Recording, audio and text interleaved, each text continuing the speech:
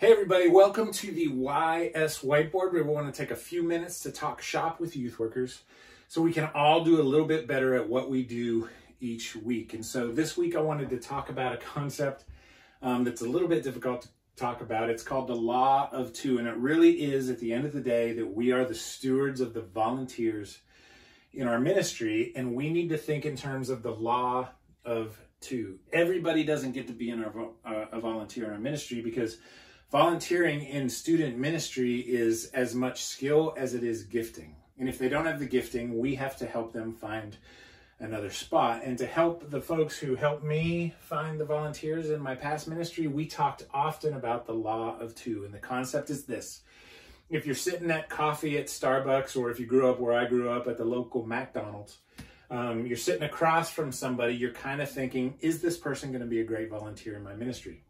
Well, the reality is, like we said, that's gifting and that's skill set. And I want you to think on a scale from 1 to 10, or 0 to 10, really.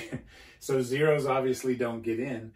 But the Law of Two means that if you're sitting there talking to somebody, that your culture or your ministry can help somebody grow no more than 2 points.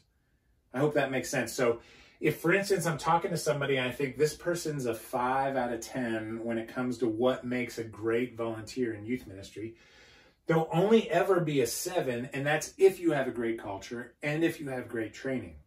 And so a decision to ask a 5 to volunteer in your ministry is really a decision to, at most, give your students a 7 when it comes to that. And for my ministry, I always said our students get 8 to 10s. They always get 8 and above, and that was really an important part of our ministry. So let's talk a little bit about that gifting. I think that gifting is relational gifting, and I think that relational gifting has a lot to do with phase. Some of us are great with working with students.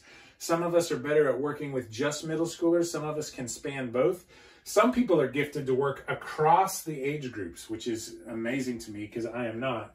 But that's really part of it. That's one of the things that you're looking for. The other thing I think you're looking for in gifting is a sense of value, that this person feels like the middle school phase is important or the high school phase is important, and they want to be a part of it. And that's a really important part of how you kind of gauge your gifting. The 2 points that I talked about that you could raise somebody really depends on the strength of a few things. The strength of your culture, or the culture of your volunteers. Like, what do they expect out of the ministry, and what do they expect out of each other? The strength of your training program, the strength of the things that you teach your leaders and how often you teach your leaders. The strength of your current volunteers may be the most powerful thing, is that if you have a culture full of 8 to 10s, it's going to attract 8 to 10s. And really, at the end of the day, it's also your expectation for ministry. What is it that you let go, and what is it that you don't let go? And those things are noticed by these volunteers. So that's really how you raise them, those 2 points. But at the end of the day, again, it's 8 and up only, which brings me to this, is that you've got to say no. If you're not saying no to volunteers, you're not stewarding one of the most important aspects of your ministry. So on a scale from really 0 to 10, I would always say that if they're 8 and up, they're obvious yeses, enthusiastic yeses. If they're 8 and up without the training and without the culture, that's great. Really, from 6 to 8, this is a maybe, and you have to trust your gut here. With that being said, creeped out is a valid emotion when you're working with students and children. So if you feel creeped out, I want you to trust that. I want you to think about what that really means.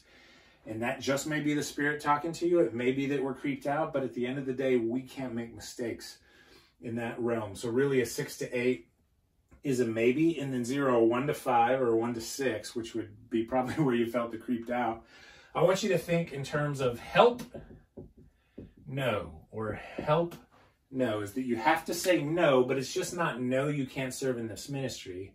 It's no, you can't serve in this ministry, but let me help you get connected as to where you can thrive, because everybody gets to be an 8 to 10 somewhere. That's the beauty of the body of Christ, and the beauty of our gifting is we can find places where we all can thrive. The hard part a lot of times is just finding it.